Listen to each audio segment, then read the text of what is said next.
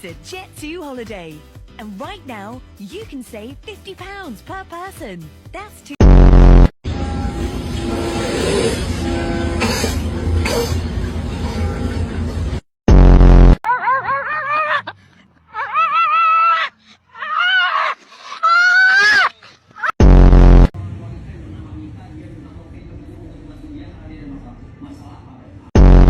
Kau ni apa?